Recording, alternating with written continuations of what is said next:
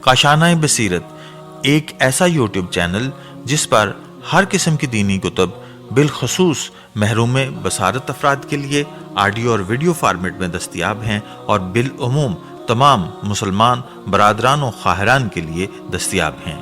اس لیے آپ سے گزارش ہے کہ بیل آئیکن کو پریس کر کے ہمارے اس چینل کو ضرور سبسکرائب کیجیے تاکہ آئندہ آنے والی ہر کتاب آپ کو بر وقت ملتی رہے۔ کاشانۂ بصیرت، کاشانۂ بصیرت، کاشانۂ بصیرت، کاشانۂ بصیرت۔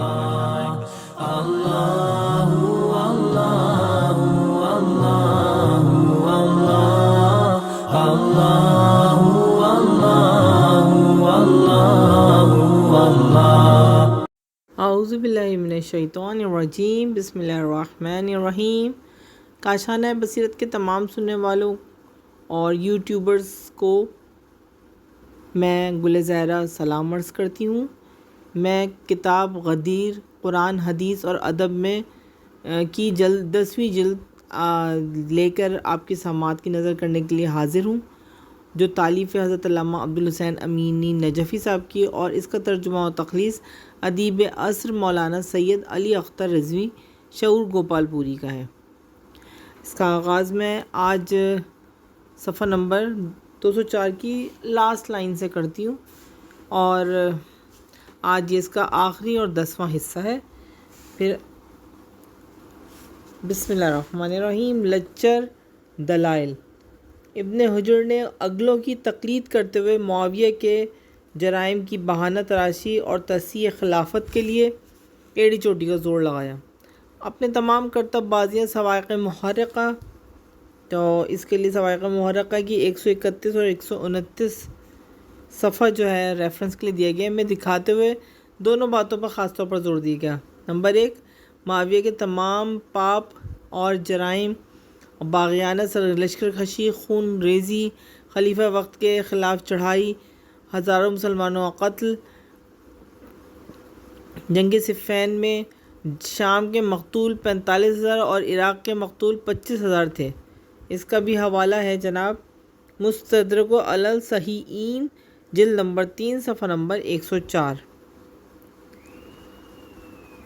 ان میں 313 بیعت رضوان سے تھے، کچھ مجاہدین بدر کے اور کچھ مہاجرین و انصار اور عادل صحابہ تھے۔ ابن حجر کہتے ہیں کہ یہ سب جرائم معاویہ کے اجتہاد کی وجہ سے ہوئے، ان پر کوئی گناہ نہیں۔ ان کا خیال ہے کہ ان کا مسخرہ انگیز توجیہات سے معاملہ چل جائے گا، معاویہ کے گناہ پر پردہ پڑ جائے گا۔ جن گناہوں کی تشخیص قرآن و سنت نے کر دی، اجتہاد کے بہانے اس بہانے کو چھپایا نہیں جا سکتا۔ جو اجتہاد قرآن و سنت کے خلاف ہو وہ قطعی بے اعتبار ہے۔ ابن حجر نے یہ سن لیا تھا کہ مجتہدوں کے استنباط کے برخلاف اجتہاد کیا جا سکتا ہے، لیکن انہیں یہ سمجھ میں نہ آیا کہ حکم خدا اور رسول صلی اللہ علیہ وآلہ وسلم کے خلاف اجتہاد اور اظہار رائے صحیح نہیں ہے۔ ابن حجر جیسے لوگ سمجھتے ہیں کہ اجتہاد ایک بے قاعدہ قانون چیز ہے، نہ اس کا کوئی اصول ہے اور نہ ضابطہ، اسے اپنی پسند کی چیز سمجھ لیا گیا ہے جس کے ذریعے ہر پاپی کی گردن چھڑائی جا سکتی ہے۔ اس اجتہاد نے خالد بن ولید کی مجرمانہ حرکات، قبیلہ بن حنیفہ اور مالک بن نویرہ پر مظالم پر پردہ ڈالا گیا، جس کا حوالہ غدیر کی 7ویں جلد میں تفصیل کے ساتھ بحث کی گئی ہے۔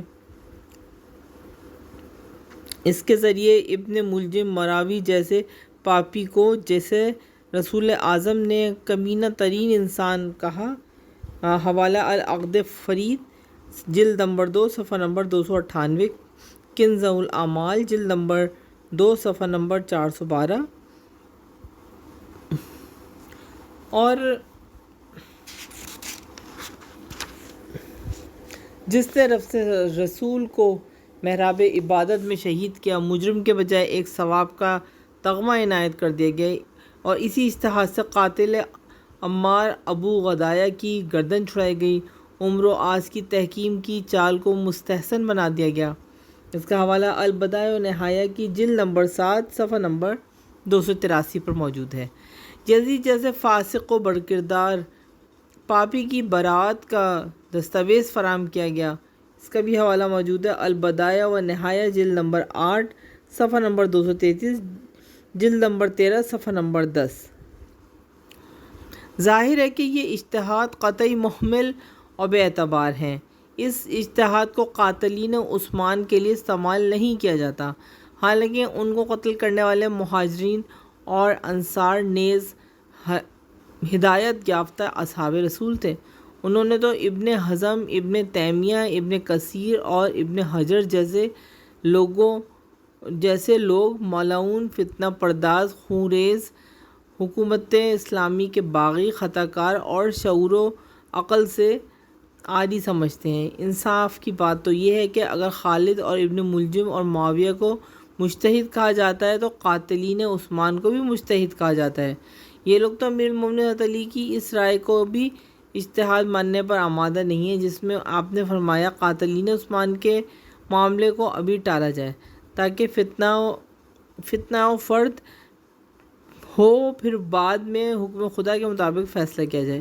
اس میں تو جنگ جمل و صفین و نہروان کے معرکے ہوئے، حالانکہ قاتل ہرمزان کے معاملے میں عثمان کی معافی کو صحیح سمجھتے ہیں۔ اگلوں کا مذائقہ اجتہاد یہ ہے کہ حضرت امیر المومنین پر دشنام ترازی کو جائز سمجھا جاتا ہے۔ ممبر پر لعن طعن، خطبہ عیدین اور جمعے میں بددعا، یہ سب جائز ہے کیونکہ مجتہد خطا کار ایک ثواب کا مستحق ہوتا ہے، لیکن شیعان علی کو یہ حق نہیں کہ وہ اپنے ظلم کے خلاف ظالموں کی صفات بیان کریں، اگرچہ وہ مجتہد بالغ نظری ہی سے کیوں نہ ہو، اسے اجتہاد کا حق تھا۔ اگر کسی سے غلطی ہو گئی تو وہ پھانسی اور جلاوطنی کا مستحق ہوا۔ ابن حجر کہتے ہیں کہ بعض بدعتی افراد معاویہ کو دشنام دیتے، لعنت کرتے ہیں۔ معاویہ کے بارے میں بھی ابو بکر، عمر اور عثمان کا طریقہ کار اپنانا چاہیے، بنا بری ان کی بات لائق اعتنا نہیں، نہ اسے بنیاد عمل چاہیے۔ یہ لعنت و دشنام ان لوگوں سے سرزد ہوتا ہے، وہ احمق اور نافرمان ہے، خدا کو پرواہ نہیں کہ یہ کس وادی میں سرگرداں ہیں۔ خدا ان پر لعنت اور خوار کرے اور ان پر اہل سنت کی تلوار سے زیادہ استدلالی حجت و برہان مسلط ہے۔ حوالہ اس کا صواعق المحرقہ کی صفحہ نمبر 132۔ آپ جانتے ہیں کہ ابن حجر کن لوگوں پر لعنت کر رہے ہیں اور دشنام دے رہے ہیں۔ آپ ذرا معاویہ کے متعلق رسول خدا صلی اللہ علیہ وآلہ وسلم کی لعنت کو ملاحظہ فرمائیے۔ امیر المومنین جو لعنت فرمائی وہ دعائے قنوت میں التزام فرمایا۔ ابن عباس اور عمار ابن یاسر کی لعنت، محمد بن ابی بکر کی لعنت کے ساتھ ساتھ ہر نماز کے بعد عائشہ کی بددعا اور لعنت، اس کے ساتھ ساتھ تمام دوسرے صحابہ و انصارین مہاجرین نے معاویہ پر لعنت کی بارش کی ہے، انہیں ملاحظہ فرمائیے اور پھر انہی سے فیصلہ کیجیے۔ ہیڈنگ ہے اجتہاد کیا ہے؟ اب یہاں ضروری ہے کہ مفہوم اجتہاد کو بھی سمجھ لیا جائے۔ وہ جس اجتہاد نے ہزاروں لوگوں کے خون بہائے، ناموسیں برباد کی، حرمت پامال کی، احکام و قوانین الہی کا تیا پاچے کہ اس میں اس قدر وسعت کہاں سے آ گئی کہ شریعت کو اتھل پتھل کر دیا جائے؟ کیا اجتہاد میں اتنی گنجائش ہے کہ ناقابل تغیر سنت الہی کو گرگوں کر دیا جائے اور مسلمہ احکام کو لغو قرار دیا جائے؟ کیا مجتہدوں کو یہ خصوصیت حاصل ہے کہ جو دل میں آئے کر ڈالیں، یا اس کا حصول و حساب کتاب بھی ہے؟ بلکہ مجتہد تو وہ ہے جو قرآن و سنت، تفکر و استنباط کے دانشمندانہ عمل کو پڑھتے ہیں، یا جیسا کہ اہل سنت کہتے ہیں کہ اجتہاد بمقابل نص میں 4 چیزوں کی تعویلات صحیح کا التزام کریں۔ اگر اجتہاد کے قواعد معین نہیں کیے جائیں گے تو ہر شخص اور جنگلی اپنی خواہش کے مطابق اٹکل پچھو مارتا رہے گا، دانشمند اسے اچھا سمجھیں گے۔ آتے ہیں ہم پیج نمبر 208 پر۔ آمدی نے الاحکام فی اصول احکام، اس کا حوالہ ہے الاحکام فی اصول احکام کی جلد نمبر 4 صفحہ نمبر 218 میں لکھا ہے، میں اجتہاد کا مطلب اور انجام کار کے متعلق انتہائی کوشش کیا اور لکھا ہے، اور علماء اصول نے اجتہاد کا مخصوص معیار متعین کیا ہے۔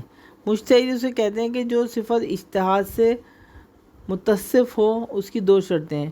شرط اول یہ ہے کہ وجود پروردگار سے آگاہ اور اس کے صفات واجبیہ کو جانتا ہو، نیز یہ کہ اس بنیاد پر عقیدہ رکھے کہ وہ حکم دیتا ہے، قانون بناتا ہے، اور اس نے رسول اور شریعت نازل کی۔ شرط دوم یہ کہ مدارک کے شرعی اور اس کے اقتصاد کا علم رکھتا ہو، اس کے اختلاف و مراتب کو پہچانتا ہو، اور روش جرح و تعدیل، صحیح و سقم کی پہچان، ناسخ و منسوخ کی معرفت، اور اس بارے میں آیات کے نزول کی معرفت رکھتا ہو۔ اس کے ساتھ لغو و نحو پر عبور رکھتا ہو۔ البتہ لازم نہیں کہ وہ لغت میں اسمائی کے پائے جائے اور نحو میں خلیل و سبویہ کو درجات رکھے۔ عادت و رسم عرب سے واقف ہوتا کہ الفاظ کے استعمال پر قدرت حاصل کر سکے۔ مفرد، مرکب، کلی و جزوی، حقیقت و مجاز، تو تواتی و اشتراک، ترادف و بعض، نص و ظاہر، عام و خاص، مطالب و مقید، اور منطوق و مفہوم، اقتضاء، اشارہ و تنبیہ، ایما وغیرہ کو پہچانتا ہو اور تمیز کر سکے۔ یہ تمام چیزیں مجتہد متعلق کے لیے ضروری ہے، خواہ اس میں مکمل بصیرت رکھتا ہو یا جزوی طور پر۔ شاطبی، ان کی کتاب ہے الموفوقات، جلد نمبر 4، صفحہ نمبر 89، نے اجتہاد کی دو قسمیں کی ہیں۔ ایک اجتہاد وابستہ تحقیق منات، اور اس کی تمام امت بلا اختلاف مانتی ہے، اس کا مطلب ہے مدرک شرعی سے حکم ثابت کیا جائے۔ دوسرا اجتہاد منطق، اس کی تین قسمیں ہیں: اول تنقیح منات، دوسری تخرج منات، اور تیسری متذکرہ صدر کے اقسام کے تحقیق منات۔ یہ تو اصولین کے نزدیک اجتہاد کی تعریف تھی۔ اب رہ گئے فقہا، تو وہ ان کے نزدیک اجتہاد دینی شناسی کا بلند ترین مرتبہ ہے، جس کے ذریعے وہ فقیہ کہا جاتا ہے، اور وہ فقیہ فروع کو اصل و اساس کی طرف پھیرتا ہے، پھر اس میں استنباط احکام کرتا ہے، نقد و اشکال کو رفع کرتا ہے، تشکیک کا دفاع کرتا ہے۔ آمدی، حوالہ الاحکام فی اصول احکام، جلد نمبر 1، صفحہ نمبر 7، ابن نجیم، البحار الرقائق، جلد نمبر 1، صفحہ نمبر 3، حاوی، ابن عابدین، حاشیہ البرج، جلد نمبر 1، صفحہ نمبر 3، اور وغیرہ ہم کے افادات کے ماحصل یہ کہ فقہ کا مطلب فہم و دانش اور اصلاح میں اسے کہتے ہیں کہ احکام شرعیہ کا علم استدلال یا ادلہ تفضیلہ کے ذریعے حاصل کیا جائے۔ ابن رشید نے مقدمہ 5، اس کا حوالہ مقدمہ مبدونۃ الکبریٰ، صفحہ نمبر 8، مدد و کبریٰ میں احکام شرعیہ کے مدارک 4 لکھے ہیں: اول قرآن، دوسری سنت رسول، تیسری اجماع، اور چوتھے استنباط جسے قیاس کہا جاتا ہے، وہ انہیں تینوں کے اصول سے ماخوذ ہو۔ اب ذرا اجتہاد معاویہ پر نظر ڈال لی جائے۔ کیا ان کے اعمال و تصورات میں نوامیس اربع، قرآن، سنت، اجتماع اور قیاس کی کہیں چھاپ ہے کہ کیا معاویہ کو قرآن کا علم تھا؟ کسی سے درس حاصل کیا؟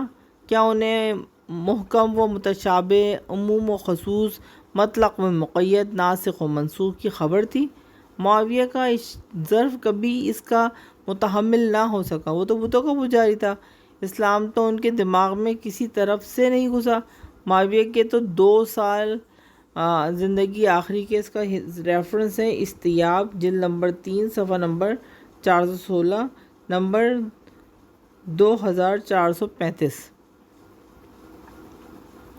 کہ رسول اللہ اکرم صلی اللہ علیہ وسلم کی زیارت سے مشرف ہوئے تو جو لوگ ان سے پہلے تھے وہ 12 سال میں سورہ بقرہ یاد کرتے تھے، بعد جب یاد کر چکے ہوتے تو شکرانے میں قربانی کی۔ خدا جانے کتنی پریشانی جھیلی تھی، انہیں یہ بھی پتہ نہ تھا کہ رسول مر سکتے تھے۔ جب قرآن کی آیات سنائی تو سیدھے ہوئے رسول خدا، اور بعد کے فقہ میں صرف عبداللہ ابن مسعود، ابن عباس، ابن ابی مکب اور زید بن ثابت کا نام آتا ہے۔ رہ گئے حضرت علی تو وہ عدل قرآن تھے، اس کے اسرار و قوامص سے پوری طرح آشنا تھے۔ ان کے سامنے تمام سوالات کے جوابات مستحضر رہتے تھے۔ خود فرماتے ہیں کہ کتاب الہی کے متعلق پوچھ لو۔ اب ہم صفحہ نمبر 210 پر موجود ہیں۔ معاویہ کی سنت شناسی یہ تھی کہ مسند احمد کے مطابق لوگوں کو حدیث رسول سنانے سے روکتے تھے۔ اس کا حوالہ بھی موجود ہے مسند احمد جلد نمبر 4 صفحہ نمبر 199 میں۔ صرف انہیں حدیثوں کے سنانے کی اجازت دیتے تھے جو عہد عمر میں رائج ہو گئی تھیں۔ آخر کیوں؟ کیا عمر کے بعد حدیثیں گڑھی بھی جانے لگی تھیں، یا عدولی صحابہ کا اعتبار بعد عمر ختم ہو گیا؟ اسی طرح اکثر مدارک و احکام پر مشتمل احادیث بے وقت ہو جائیں گی، کیونکہ یہ تو معلوم تھا کہ یہ عہد عمر سے پہلے بیان کی گئی ہیں یا بعد ہیں۔ پھر بعد بھلا عہد عمر کی خصوصیات ہی کیا؟ معاویہ کی سنت دانی کے لیے کافی ہے کہ وہ سنت کی تحقیر کرتا ہے، کبھی کبھی حدیث سنانے والے کا مذاق اڑاتا ہے، جس کا حوالہ شرح ابن حدید کی جلد نمبر 8 صفحہ نمبر 255 خط نمبر 135 ہے۔ گالی بھی دیتا ہے، جس کا یہ رویہ اس نے کیا حاصل کیا ہوگا اندازہ کر لیجئے۔ انہوں نے حالت اسلام میں چند سال بسر کیے، انہیں حدیث سنانے کا موقع کہاں ملا؟ پھر گورنری و حکومت میں لگ گئے۔ پھر یہ کہ مدینہ سے بہت دور شام میں تھے، مدینہ والوں سے کینہ رکھتے تھے۔ مستدرک حاکم نامی کتاب میں لکھا ہے کہ مستدرک علی الصحیحین جلد نمبر 4 صفحہ نمبر 486 میں ہے کہ نوف نے عبداللہ ابن عمرو عاص سے کہا، آپ صحابی رسول ہیں، آپ کو حدیث سنانے کا سب سے پہلے حق ہے۔ عبداللہ نے کہا، مجھے حکمرانوں نے نقل حدیث سے منع فرمایا ہے۔ نیز یہ کہ معاویہ ابن عمر کو پیغام بھجوایا گیا کہ اگر مجھے معلوم ہو گیا کہ تم لوگ حدیثیں سنا رہے ہو تو میں گردن مار دوں گا۔ اس کا حوالہ بھی کتاب واقعۃ الصفین کے صفحہ نمبر 248 پر موجود ہے۔ اسی سبب سے معاویہ نے عادل صحابہ کا خون بہایا، مدینہ رسول کو تاراج کیا۔ اس کے بعد یزید نے تو باپ کی حد ہی کر دی۔ صفحہ نمبر 211۔ معاویہ کی احادیث مسند احمد میں 106 ہیں، جن میں مکرات بھی ہیں، بعض کا تعلق احکام نہیں ہے۔ مثلا رسول، ابو بکر، عمر تینوں نے 63 سال کی عمر پائی۔ یہ یا کہ میں نے دیکھا کہ رسول خدا امام حسن کی زبان چوس رہے ہیں۔ آپ ذرا متن حدیث کا جائزہ لیجئے۔ نمبر 1، معاویہ حضرت عائشہ سے ملنے آئے تو عائشہ نے کہا، تمہیں اس کا ڈر نہیں کہ کسی کو گھات میں بٹھا کر تمہیں قتل کرا دیتی؟ فرمایا، آپ ایسا نہ کرتی، کیونکہ میں امن کے گھر میں ہوں۔ میں نے رسول خدا سے سنا ہے کہ فرماتے ہیں کہ ایمان غافلانہ حملے سے مانے ہے۔ پھر پوچھا، میں آپ کی حاجتوں کے بارے میں کیسا ہوں؟ جواب ملا، اچھے ہیں۔ معاویہ نے کہا، تو پھر مجھے چھوڑ دیجئے، یہاں تک کہ ہم اور محمد بن ابی طالب اور محمد بن ابی بکر خدا سے ملاقات کریں گے تو وہیں فیصلہ ہوگا۔ اس کا کتاب مسند احمد جلد 4 صفحہ نمبر 94۔ اس حدیث سے معلوم ہوتا ہے کہ عائشہ قتل معاویہ کو جائز سمجھتی تھی، کیونکہ انہوں نے بہت سے جنگ میں خون بہائے تھے اور بڑے بڑے جرم کیے تھے، لیکن کیونکہ معاویہ نے عائشہ کے ساتھ دو دہش کا رویہ اپنایا تھا، اس لیے وہ نظر انداز کر گئی۔ اس سے یہ بھی ثابت ہوتا ہے کہ معاویہ کو ان کے جرائم پر کوئی بھی قائل نہ کر سکا، لیکن علی کے خلاف خون عثمان کو عائشہ نظر انداز نہیں کر سکی۔ پوائنٹ نمبر 2، عباد بن عبداللہ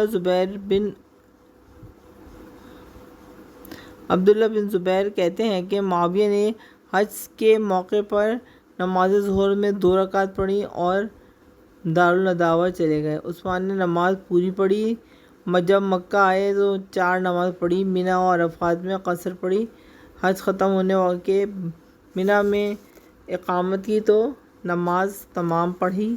جب معاویہ نے 2 رکعت نماز پڑھی تو مروان اور عمر عثمان نے شکوہ کیا کہ آپ نے عثمان کے خلاف عمل کیا ہے۔ معاویہ نے کہا کہ میں نے رسول خدا اور ابو بکر کے ساتھ یہاں قصر پڑھی ہے۔ انہوں نے کہا چونکہ آپ کے چچیرے بھائی عثمان نے یہاں پوری پڑھی ہے، اس لیے اگر آپ قصر پڑھیں گے تو لوگ عثمان سعید پر تنقید کریں گے۔ یہ سن کر معاویہ نے جب عصر کی نماز پڑھائی تو نماز جماعت پڑھائی۔ اس کا حوالہ بھی مسند احمد کی جلد نمبر 4 صفحہ نمبر 94 پر موجود ہے۔ اب ہم بڑھتے ہیں صفحہ نمبر 212 کی جانب۔ سمجھ میں نہیں آتا کہ یہاں معاویہ پر تنقید کی جائے جو حکم رسول جانتے ہوئے محض خاندانی تعصب میں شریعت پامال کر رہے ہیں، اور عثمان کی حرکت پر تنقید کی جائے۔ آپ معاویہ ایسے ہی فقیہ تھے تو ان کے فقہ پر لعنت۔ پوائنٹ نمبر 3 ہے، حنائی کہتے ہیں کہ میں اصحاب رسول کے ساتھ معاویہ کے یہاں موجود تھا۔ معاویہ نے کہا میں تمہیں خدا کی قسم دے کر پوچھتا ہوں کہ رسول خدا نے ریشم پہننے سے منع کیا تھا؟ سب نے کہا خدا گواہ ہے ہاں، مگر پھر پوچھا میں تمہیں قسم دیتا ہوں رسول اللہ خدا نے حج اور عمرے کے موقع جمع سے منع نہیں کیا تھا؟ سب نے کہا ایسا تو نہیں ہے، ہم نے تو ان کے ساتھ دونوں جمع کیا ہے۔ اس کا حوالہ مسند احمد کی جلد نمبر 4 صفحہ نمبر 92، 95 اور 99۔ معاویہ نے کوشش کی کہ ہر سنت ثابت کے خلاف بدعت کا احیا کیا جائے۔ حج کا قرآن میں حکم ہے، رسول اکرم صلی اللہ علیہ وآلہ وسلم، ابو بکر، عمر نے عمل کیا، لیکن عمر نے آخری وقت میں منع کیا، اور معاویہ کا کام یہ تھا کہ حکم خدا کے مقابل حکم عمر کو باقی رکھا جائے۔ یہ تھی ان کی دین شناسی یا بے اطلاعی۔ نمبر 4 پوائنٹ ہے، حمران کہتے ہیں کہ معاویہ نے بعد عصر 2 رکعت نماز پڑھنے سے منع کیا۔ زمانۂ نبوی میں بعد عصر 2 رکعت نماز پڑھنے کا معمول تھا، اور عمر نے اس کو سختی سے منع کیا۔ اصحاب نے احتجاج کیا کہ یہ سنت ثابت ہے، لیکن عمر نے توجہ نہ دی۔ معاویہ نے حکم عمر کو جاری کیا۔ اس کا بھی حوالہ مسند احمد کی جلد نمبر 4 صفحہ نمبر 99 اور 100 میں موجود ہے۔ اب آتے ہیں ہم پوائنٹ نمبر 5 کی جانب۔ معاویہ سے حدیث رسول مروی ہے کہ جو شراب پیے اسے تعزیہ نہ مارو، تکرار کرے تو تعزیہ نہ مارو، چوتھی تکرار کرے تو تعزیہ نہ مارو۔ مجھے حیرت ہے کہ معاویہ نے اس حکم پر اپنی گورنری یا حکومت کے زمانے میں ایک روز بھی عمل کیا۔ اگر عمل کرتے تو شراب کے قافلے اونٹوں پر بار نہ ہوتے۔ قرآن جو خرید و فروخت کی شام میں آزادانہ اجازت نہ دیتے، خود نہ پیتے اور مستی میں اشعار و کفر یہ نہ بکتے۔ اگرچہ اس روایت کی سند محکم ہے، امام احمد، ترمذی و ابو داؤد نے ثابت کیا، لیکن کوئی فقیہ اس پر عمل نہیں کرتا کیونکہ اسے معاویہ نے اکیلے نقل کیا ہے۔ نمبر 6 پوائنٹ ہے، ابو ادریس کہتے ہیں کہ معاویہ بہت کم حدیثیں بیان کرتے تھے۔ انہوں نے کہا کہ میں نے رسول خدا سے سنا خدا ہر گناہ کو ممکن ہے بخش دے سوائے اس کے کہ انسان کافر مرے یا کسی مومن کو جان بوجھ کر قتل کر ڈالے۔ اس میں پوائنٹ نمبر 1، ایک خط میں حضرت علی کو معاویہ نے لکھا میں نے رسول خدا سے سنا ہے کہ اگر صفا اور عدن کے تمام کسی بھی مسلمان کے قتل میں متفق ہو جائیں تو خدا سب کو دشمن کے جھونک دے گا۔ سوال یہ ہے کہ یہ دونوں حدیثیں معاویہ کے خلاف پڑتی ہیں یا موافق؟ آخر صفین میں ہزاروں مومنوں کو کس نے قتل کرایا؟ باغی گروہ کون تھا جو اسے ایسا خونخوار ہوا؟ اسے خلافت سے کیا سروکار؟ اور امام وقت کو قتل کرانے کی سازش اور اپنی حکومت برقرار رکھنے کے لیے ہزاروں صحابہ کرام صلحائے عظام کو موت کی گھاٹ اتارا کہاں تک جائز ہے؟ اس خونخوار نے چونکہ خود حدیث کی روایت کی ہے لہٰذا اسے سخت مواخذہ ہوگا۔ پوائنٹ نمبر 7، معاویہ سے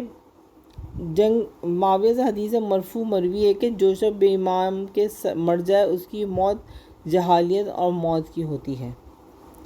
اس کا حوالہ بھی دیا گیا ہے مسند احمد جلد نمبر 4 اور صفحہ نمبر 94 میں۔ اب ذرا معاویہ اور اس کے جرگے سے پوچھیں کہ تم پر کس امام کی بیعت کا کلاوہ ہے؟ کیا معاویہ کی امامت نص و اجماع سے ثابت ہے؟ خود معاویہ کسی حال میں مرا ہے؟ کیا امیر المومنین کے سوا کوئی اور نہ تھا؟ ان کی خلافت ختم کرنے کے لیے بڑی ایڑی چوٹی کا زور لگایا گیا۔ اسی طرح سے جہالت کی موت مرا کیونکہ حضرت علی کی شہادت سن کر خوشی ظاہر کی، امام حسن کے مسموم ہونے پر اظہار مسرت کیا۔ ان دونوں نے وہ بر سر پیکار رہا کہ ہر مکاری اور ہیلا برتا اپنی سیاسی خلافت بڑھانے کے لیے ہر شے لالچ، رشوت اور مکاری کا جال رچایا، جبکہ مسلمانوں کے لیے جائز نہیں کہ وہ رات بھی بغیر امام کے بسر کریں ورنہ جاہلی موت مرے گا، اور اسی وقت کی رسول اکرم میں کوئی استثناء نہیں کیا۔ معاویہ نے اس حکم سے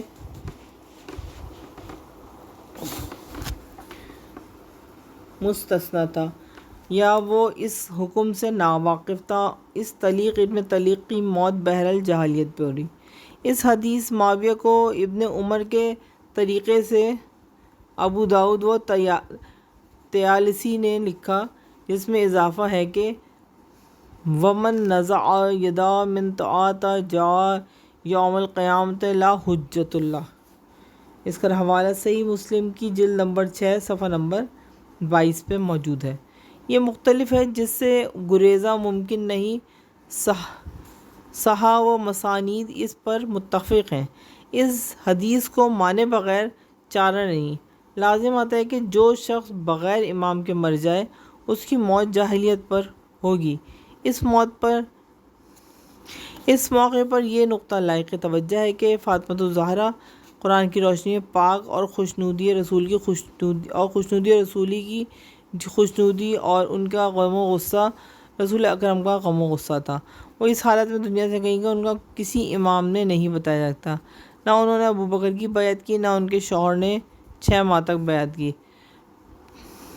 بخاری و مسلم میں یہ ہے کہ جب تک فاطمہ زندہ تھیں لوگ ان کے احترام میں علی سے تعارض نہ کرتے، لیکن جب فاطمہ انتقال کر گئیں تو لوگوں سے علی کا رابطہ تاریک ہو گیا۔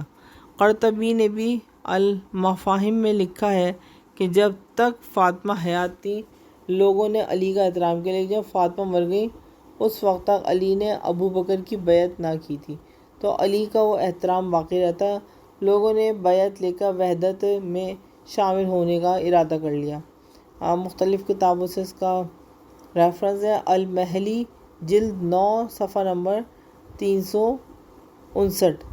نمبر 2 کتاب مسند طیالسی صفحہ نمبر 259۔ نمبر 3 ہے صحیح مسلم جلد نمبر 6 صفحہ نمبر 22۔ سنن بحقی جلد نمبر 8 صفحہ نمبر 182، اور تفسیر ابن کثیرج جلد نمبر 1 صفحہ نمبر 1517 میں موجود ہے۔ یہاں 3 احتمالات ہیں۔ اول یہ کہ فاطمہ نے ایک حکم اسلامی پر عمل نہ کیا اور بے امام مر گئی۔ دوسرے کی یہ حدیث صحیح نہیں، جبکہ تمام شیعہ اور سنی علماء نے اس کی روایت کی ہے۔ تیسرے کہ فاطمہ نے ابو بکر کی امامت کو صحیح نہیں سمجھا، ابو بکر کو خلافت کا مستحق نہیں جانا چاہیے بلکہ علی کی امامت کی قائل تھی۔ یا کوئی شخص سوچ سکتا ہے کہ فاطمہ نے خلاف عمل و منطق اور مخالف رضائے خدا عمل کیا ہوگا۔ دوسرا احتمال بھی صحیح نہیں، حدیث صحیح قطعاً ہے، لہٰذا اب تیسرا احتمال ہی باقی رہ جاتا ہے کہ فاطمہ الزہرا جگر پار رسول نے ابو بکر کی امامت و خلافت کو صحیح نہیں سمجھا، وہ ابو بکر کی خلافت سے بیزار تھیں، اس لیے حضرت علی نے جناب فاطمہ سلام اللہ علیہا کے زمانے میں ابو بکر کی بیعت نہیں کی، چنانچہ جانتے تھے کہ جو شخص بغیر امام کے مر جائے اس کی موت جہلیت کی ہوگی۔ پوائنٹ نمبر 8، ابو ہریرہ نے معاویہ سے شکایت کی کہ رسول خدا سے کہا آپ نے وضو کرتے ہوئے 1 یا 2 بار سر پر اٹھایا اور فرمایا اگر تم حکمران ہو جاؤ تو خدا سے ڈرنا اور انصاف کرنا۔ معاویہ کہتے ہیں کہ مجھے گمان بھی نہ تھا کہ حکمران ہوگا، لیکن ارشاد رسول کے مطابق آج اسی میں مبتلا ہوں۔ اس کا کتاب کا حوالہ ہے مسند احمد جلد نمبر 4 صفحہ نمبر 101۔ لیکن اس شخص نے وصیت رسول صلی اللہ علیہ وآلہ وسلم پر قطعی عمل نہیں کیا، نہ خدا کا خوف کیا، نہ عدالت کو راہ دی، اس نے جنگ نہ کرتا، نہ عدول صحابہ کو جلا وطنی و قید کی اذیت دیتا۔ کیا یہ سب کچھ عدالت و تقوی پر مبنی تھے؟ نہ زیاد کو بھائی بناتا، نہ ممبر پر علی اور آل علی پر نیز شیعوں پر لعن طعن و دشنام ترازی کرتا۔ پتہ نہیں اگر وصیت رسول نہ ہوتی تو کیا ہوتا۔ پوائنٹ نمبر 9، معاویہ سے روایت ہے کہ رسول خدا سے سنا کہ اگر خدا کسی کے ساتھ بھلائی کرتا ہے تو اسے دینی بصیرت دے دیتا ہے۔ کتاب کا حوالہ مسند احمد جلد 5 صفحہ نمبر 65۔ یہ حدیث مسند احمد میں 16 بار نقل کی گئی ہے۔ اس کے نتیجے میں تو یہ ہونا چاہیے تھا کہ معاویہ میں دین شناسی آ جاتی، احکام الہی پر عمل کرتا، برخلاف اس کے کہ نہ اس میں تفقہ تھا نہ احکام دین پر عمل۔ معلوم ہوتا ہے خدا نے معاویہ کے ساتھ کوئی بھلائی نہیں کی۔ پوائنٹ نمبر 10، محمد بن جبیر بن مطعم کہتے ہیں کہ ہم لوگ چند لوگوں کے ساتھ معاویہ کے پاس تھے، اتنے میں معاویہ نے کہا عبداللہ بن عمرو عاص حدیث بیان کرتے ہیں کہ آئندہ قحطانی بادشاہ ہوں گے۔ معاویہ بھڑک اٹھے، ممبر پر جا کر حمد و ثناء الہی کے بعد کہا بعض لوگوں تم سے ایسی بات نقل کرتے ہیں کہ جو نہ تو قرآن میں نہ سنت میں، یہ لوگ قطعی جاہل ہیں۔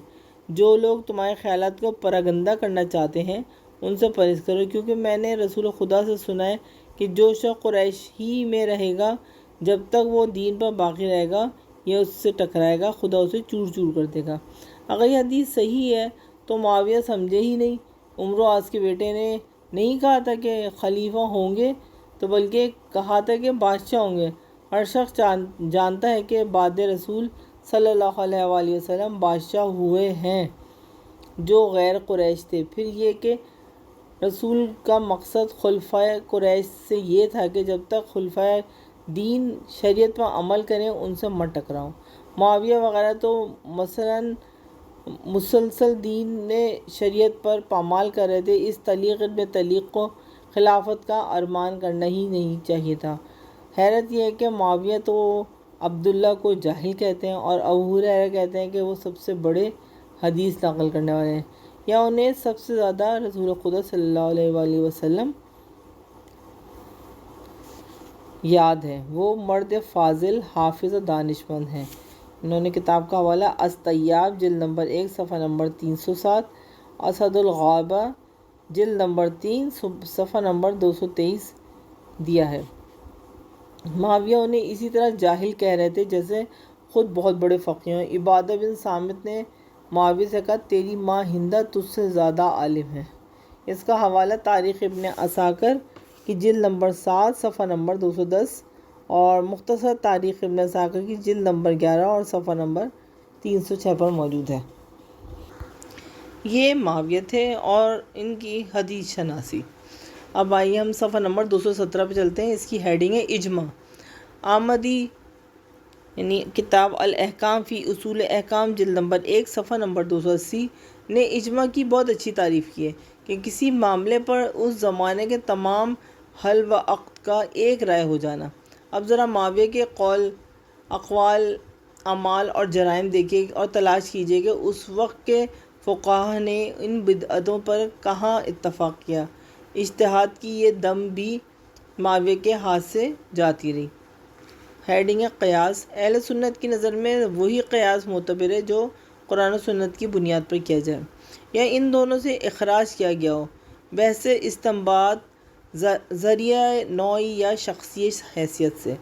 ہم معاویہ کے تمام کرتوت پر نظر ڈالتے ہیں تو کوئی بھی کام قرآن و سنت کی بنیاد یا استنباط کے سہارے انجام نہیں دیا جاتا اور نہ اس کی کسی طرح بھی تعویل کی جا سکتی ہے۔ البتہ معاویہ نے جاہلی قیاس کو احکام اسلام میں شامل کر لیا۔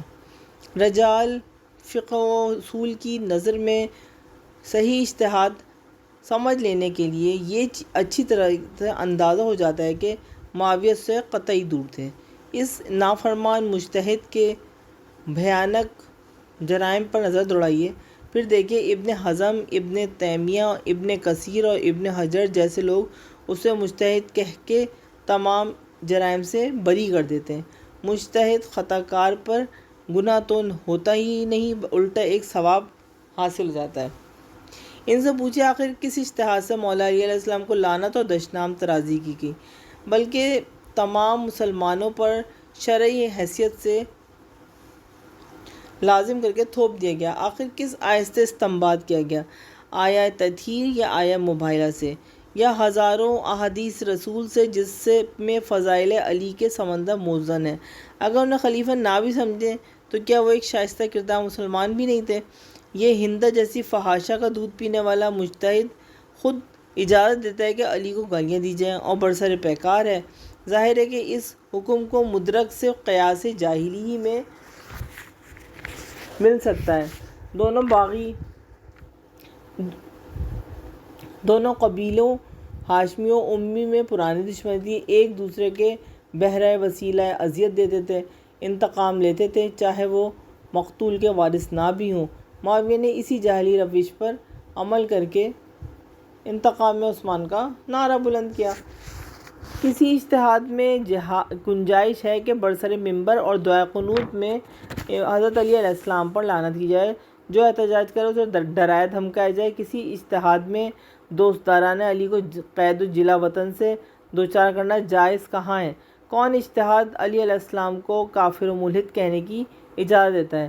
کس اجتہاد میں قتل علی و امام حسن کی اجازت دی گئی ہے؟ مکہ و مدینہ کی حرمت کی بربادی، شہدائے صفین کا مسئلہ، مولا علی کے لشکر پر پانی بند کرنا کس اجتہاد کی بنا پر ہوا؟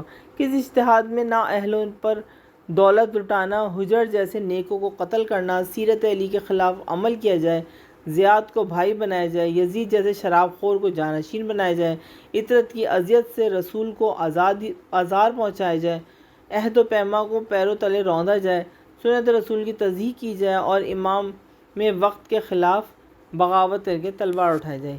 یہ تمام اجتہاد لچر، پوچ اور بے وقت ہیں، نہ عقل تسلیم کرتی ہے نہ دین۔ یہ سبھی قرآن و سنت کے سرحی خلاف ہیں۔ یہ سب کچھ ہوس و خودسری ہے۔ استنباط حکم شرعی نہ تھا، یہ ایسا ہی ہے کہ قتل رسول کے متعلق اجتہاد کیا جائے۔ یہ مجتہد جگر خورا کا فرزند، پرچم والی فحاشہ کا پوت تھا جس نے مقدسات اسلامی کا تیا پانچہ کیا۔ ابن حزم و ابن تیمیہ اسے مجتہد کہتے، ابن حجر اسے خلیفہ برحق کہتے، لیکن ہم تو ان کے کانوں میں مقبولی کا نظریہ ڈالنا چاہتے ہیں۔ وہ اپنی کتاب علم شامخ فی ایثار الحق علی آباء مشائخ میں رقم طراز ہیں۔ حضرت علی تو صرف ہدایت کے امام تھے، لیکن انہیں آزمائشوں میں جھونک دیا گیا اور وہ اپنی پسندیدہ روش پر برابر چلتے رہے۔ ان کے بارے میں کچھ لوگ ہلاک ہوئے، کچھ غلو میں حد سے بڑھ گئے اور کچھ نفرت میں مرتبے سے گھٹنے لگے۔ اس گروہ کا گمراہ ترین دستہ خوارج کا ہے، جو برسر ممبر لعنت کرتے ہیں اور ابن ملجون کی ستائش کرتے ہیں اور ابن ملجم ملعون کی ستائش کرتے ہیں۔ اسی طرح مروانیہ بھی لعنت کرتے ہیں، خدا ان کو ناز فرما دے۔ کم گمراہ وہ لوگ ہیں جو بیعت شکنوں سے جنگ کرنے کے لیے بنائے بر علی علیہ السلام کو خطۂ کار سمجھتے ہیں، حالانکہ خدا نے باغی گروہ سے لڑنے کا حکم دیا۔ یہ لوگ عثمان کا قصاص طلب کر رہے تھے۔ علی علیہ السلام نے انہیں شرعی جواب دیا کہ عثمان کے ورثاء آ کر مقدمہ دائر کریں۔ ان کی تعداد انہوں نے عثمان کو قتل کیا سوائق کے مطابق 10,000 تک پہنچتی ہے۔ طلحہ و زبیر و عائشہ و اصحاب رسول تھے، لیکن اس میں شک نہیں کہ اشتباہ کا شکار ہوئے، لیکن معاویہ کا مقصد تو بالکل واضح ہے۔ اسی طرح خوارج کا معاملہ بھی روشن تر ہے۔ اگر علی علیہ السلام ان سے جنگ نہ کرتے تو کون جنگ کرتا؟ خوارج قطعی گمراہ تھے۔ معاویہ حکومت کے خواہشمند تھے، جن کے لیے وہ ہر تباہکاری کے مرتکب ہوئے۔ آخری جرم بیعت یزید بنابری ہے۔ جو بھی کہے کہ معاویہ نے اجتہاد کیا، وہ سخت غلطی پر ہے، یا حقیقت سے بے خبر، یا منہ پھٹ، یا مقلد، یا گمراہ اور خواہش نفس کا پابند۔ خدایا ہم اس پر گواہ ہیں۔ میں نے مکے میں کتاب دیکھی جس میں ابن عساکر نے کی کتاب مختصر تاریخ ابن عساکر جلد نمبر 25 صفحہ نمبر 8 میں لکھا ہے، ایسے منسوب عبارت تھی کہ رسول خدا نے پیشن گوئی کر دی تھی کہ معاویہ حکمران ہوں گے اور کسی کو اس پر غلبہ نہ حاصل ہونے دیں گے۔ حضرت علی نے جنگ صفین کے درمیان فرمایا تھا کہ اگر یہ حدیث مجھے پہلے معلوم ہوتی تو معاویہ سے جنگ نہ کرتا۔ اس قسم کی بات کہنے والے حضرت علی اور امام حسن و حسین کے خلاف تلوار چلانے والوں سے کم نہیں۔ تعجب کی بات تو یہ ہے کہ اہل سنت کا عقیدہ ہے کہ معاویہ باغی گروہ تھا اور حق علی کے ساتھ ہے۔ اس عقیدے کے بعد ایسی باتیں کرنا کہاں تک مناسب ہے؟ یہ لوگ معاویہ کو باغی گروہ کہتے ہیں، وہی حضرت علی کو برسر ممبر لعنت کرنے کی تحسین کرتے ہیں۔ یہ بدعت عمر بن عبدالعزیز کے زمانے تک رہی۔ سلمہ نے فرمایا، تم لوگ رسول خدا کو گالیاں دیتے ہو؟ کہا گیا، خدا کی پناہ۔ سلمہ نے فرمایا، حدیث رسول ہے، جس نے علی کو گالی دی اس نے مجھے گالی دی۔ کتاب کا نام ہے الاعلام الشامخ جلد نمبر 300 صفحہ نمبر 365۔ اس جاہل و گمراہ مجتہد کی حالت آپ نے دیکھ لی، کس قدر فہم و دانش سے تہی دست ہے۔ اس نے کبھی کوئی مفید کام کیا ہی نہیں، صرف معاویہ ہی توافقہ سے عاری نہیں تھا، بلکہ جو لوگ اس کی برات میں علم و دانش کی ریڑھ مارتے تھے وہ بھی عقل سے عاری تھے۔ اس مجتہد کا مرتبہ صرف امام ہدایت سے کہا جا سکتا ہے۔ ہمیں حدیث رسول سے سمجھنا چاہیے، جنہوں نے اس کے بھائی، باپ اور خود اس پر لعنت فرمائی ہے۔ حضرت علی علیہ السلام اس پر دعا قنوت میں برابر لعنت پڑھتے رہے۔ عائشہ بھی ہر نماز کے بعد نفرین کرتی تھی۔ امام حسن اور محمد بن ابی بکر اور ابن عباس نے نشاندہی کی کہ اس پر رسول خدا نے لعنت فرمائی ہے۔ رسول خدا نے اس کی آواز سنتے ہی فرمایا، خدائے اسے فتنے میں جھونک دے۔ اس کو عمر و آس کے ساتھ دیکھ کر فرمایا، جب بھی انہیں ایک جگہ دیکھو علیحدہ کر دو، کیونکہ کبھی بھلائی پر ایکا نہ کریں گے۔ کبھی فرمایا، جب معاویہ کو میرے ممبر پر دیکھو تو قتل کر دو۔ اس کے علاوہ ارشادات حضرت علی علیہ السلام، جس میں اس کو منافق، پریشان عقل، فاسق، کاذب، بدکار، زادہ کہا۔ ابو ایوب انصاری نے اس کو محبت پرست جو مجبوراً اسلام میں داخل ہوا خوشی سے نکل گیا۔ بدری صحابی معاذ سلمہ نے فرمایا، تجھ سے زیادہ بدمعاش قریش میں پیدا نہیں ہوا۔ ان کے علاوہ امام حسن، امام حسین، عمار یاسر، ابن بدیل، سعید بن قیس، ابن عباس، ہاشم مرقال، جاریہ بن قادمہ، محمد بن ابی بکر اور مالک اشتر جیسے اساطین اسلام کی مذمت بھرے ارشادات ہیں۔ اب آپ کو اختیار ہے کہ معاویہ کے متعلق ان حضرات کی بات مانیں یا ابن حزم، ابن تیمیہ اور ابن حجر جیسوں کی بات مانیے۔ اب ہمارے پاس ہیڈنگ آتی ہے دوسرا بہانہ. معاویہ کی صفائی میں ابن حجر کا دوسرا بہانہ سن لیجئے. اس کا بھی حوالہ سوائق محرکہ کے صفحہ نمبر 130 میں موجود ہے.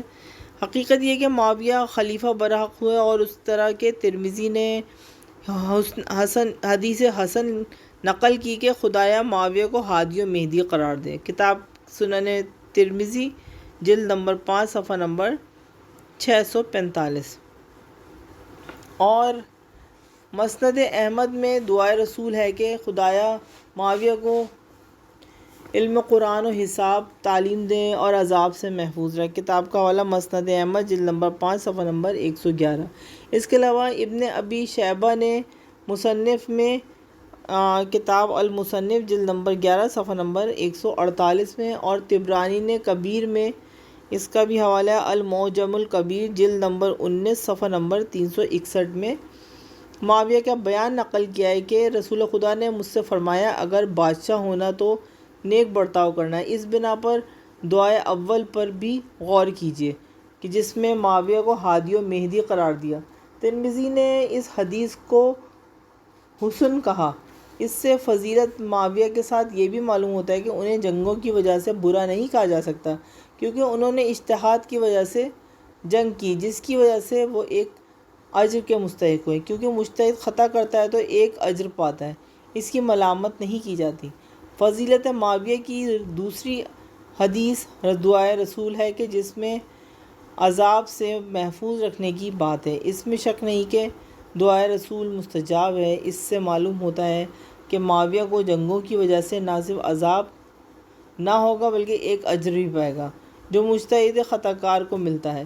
اور اس سے یہ بھی معلوم ہوا کہ گروہ معاویہ کو باغی ہونے کے باوجود گروہ مسلمان میں شامل کیا گیا ہے. اس طرح دونوں گروہ حقوق اسلامی سے سرفراز ہیں. ان کی تنقید نہیں کی جا سکتی کیونکہ دونوں گروہ نے اپنے اپنے اجتہاد کے مطابق عمل کیا، جس کی تردید ہرگز نہیں کی جا سکتی. معاویہ کا گروہ اگرچہ باغی گروہ تھا لیکن اس کی بغاوت برائی پر مشتمل نہ تھی کیونکہ وہ اجتہاد کا نتیجہ تھا، کیونکہ وہ اجتہاد شخصی کا نتیجہ تھا.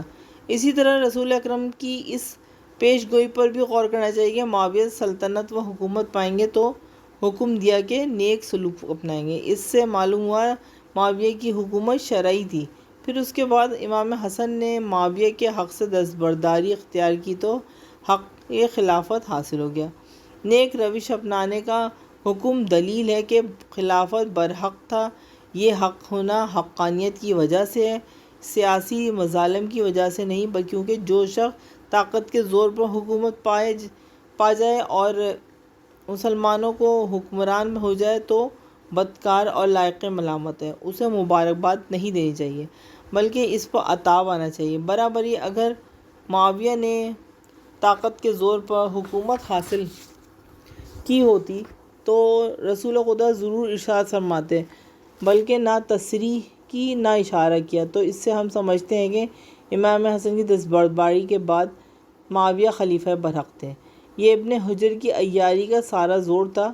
اب اس پر چند پہلوؤں پر غور کرنا چاہیے. نمبر 1، معاویہ کی شخصیت ان کی مشرکانہ اور اسلامی زندگی کی تمام سیاہ ہے. اسے دیکھتے ہوئے محال ہے کہ رسول اسلام نے یہ فرمایا ہوگا، پاک نفسوں کا خون بہایا، شاعر کی بے حرمتی کی، صالح مومنوں کو جلا وطنی، اسیری اور مہاجرین و انصار کو قتل کیا، شریعت میں تغیر کیا اور بدعتوں کے ڈھیر بھی لگا دیے. پوائنٹ نمبر 2، اس حدیث کے مقابل اسی وجہ سے صحیح و موثق احادیث ہیں جن میں معاویہ کی مذمت ہے، اور پھر حضرت علی علیہ السلام کے ارشادات اور تمام صالح صحابہ کی مذمت ہے. پوائنٹ نمبر 3، خود رسول اسلام نے فرمایا کہ شام کے طاغی سے جنگ کرو. صحیح و موثق احادیث میں ہے کہ 2 باغی گروہ تھے. کہا کیا ایسے ذلیل شخص کی تحسین و ستائش زبان رسالت سے سمجھ میں آتی ہے؟ قطعی ناممکن ہے. نمبر 4، حافظان حدیث کہتے ہیں کہ معاویہ کے متعلق ایک بھی ستائشی حدیث حاصل نہیں ہوئی ہے. پوائنٹ نمبر 5، ابن حجر نے جن احادیث کا تذکرہ کیا اس کے متن کا تجزیہ کیجیے. پہلی روایت ترمذی نے سنن ترمذی جلد نمبر 13 صفحہ نمبر 229 میں لکھا ہے کہ اس کے حسن ہونے کی نشاندہی کی ہے۔ اس میں ابن ابی عمیر کا صحابی رسول ہونا مشکوک ہے۔ ابو عمر نے کتاب استیاب جلد 2 صفحہ نمبر 395 میں اس حدیث کو لکھ کر کہا کہ اس میں عبد الرحمن مسترب اور شامی بھی ہیں۔ پھر یہ کہ اس حدیث کے تمام رجال شامی اور معاویہ کے ضلع خور ہیں۔ متن کے بعد اب مفہوم پر آئیے۔ اس کی پوری زندگی سیاہ ہے، لہٰذا کہیں سے بھی اس کے ہادی و مہدی ہونے کا ثبوت فراہم نہیں ہوتا۔ پھر اگر مہدی ہیں تو آخر کس نے ہدایت کی؟ ابن حجر کس کا نام لیں گے؟ کیا بصرہ بن ارطا کا، جس نے حرم مدینہ کی حرمت برباد کر کے تاراج کیا، یا زیاد کا جسے بھائی بنایا گیا، یا عمرو بن عاص کا جس نے مصر کے بدلے اپنا دین بیچ دیا، یا مغیرہ بن شعبہ عیار و ناکار کا، یا کثیر ابن شہاب کا جو ممبروں پر دھڑلے سے امیر المومنین پر لعنت کرتا تھا، یا سمرہ کا جو سکوں کے بدلے آیات و احادیث میں تحریف کرتا تھا؟ اگر واقعاً رسول اللہ نے دعا دی ہوتی تو حضرت علی علیہ السلام، حضرت امام حسن، امام حسین، عمار، یاسر، خزیمہ بن ثابت جیسے ائمہ و صحابہ سے اس سے جنگ نہ کرتے، کیونکہ یہ لوگ محافظ دین رسول تھے۔ ابن عقیل نے اس دعا کے بارے میں بڑی اچھی طرح بات کی تھی کہ بالفرض یہ روایت صحیح بھی ہو جائے تو دعا رسول قبول نہیں ہوگی۔ اس کا حوالہ